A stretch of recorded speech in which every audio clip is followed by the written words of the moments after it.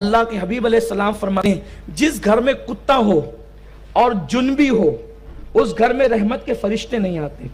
देखो ये नबी के बोलने का अंदाज है। इमामुल अंबिया के जुनबी किसको कहते हैं?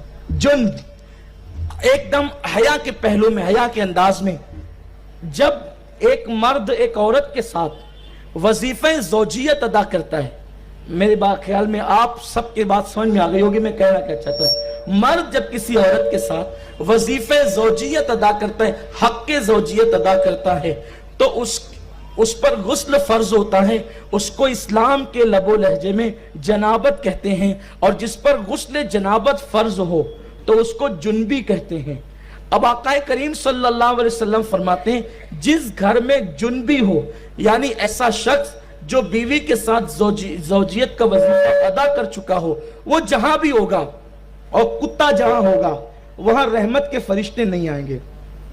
हर मुसलमान के लिए जरूरी है कि अगर उसने ऐसा काम किया है जिसको वजीफे ज़ौजियत कहते हैं और उस पर गुस्ल फर्ज है, तो लेट में लेट उसको सूरज निकलने से पहले पहले गुस्ल करना फर्ज है।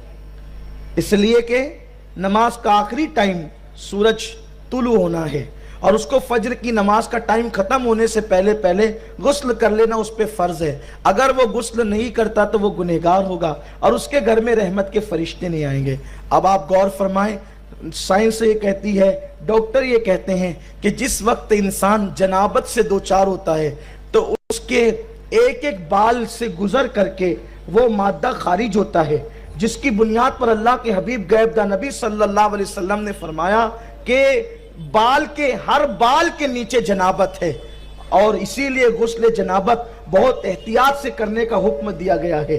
तो आप अंदाजा फरमाएं, अब उन लोगों को देख ले जो जनाबत करें और उसके बाद सूरज निकलने से पहले गुस्ल करें, तो वो लोग जो हैं पोशीदा अमराज का शिकार नहीं होते, वो उन बीमारियों का शिकार नहीं होते अगर वो सुन्नत रसूल सल्लल्लाहु अलैहि वसल्लम पे अमल करें। लेकिन हुजूर अलैहि सलाम के बोलने का एक अंदाज है। इसी तरीके से आका फरमाते हैं जिस घर में कुत्ता हो, आजकल एक फैशन चला है, सिनेमा के जरिए से, फिल्मों के जरिए से, सीरियल के जरिए से लोग कुत्ते को पालते हैं बच्चों की तरह, उसको सीने से लगाते हैं, उसको बिस्तर में लेकर के सोते हैं। अभी आपने कुत्ते के हवाले से एक बीमारी का जिक्र सुना।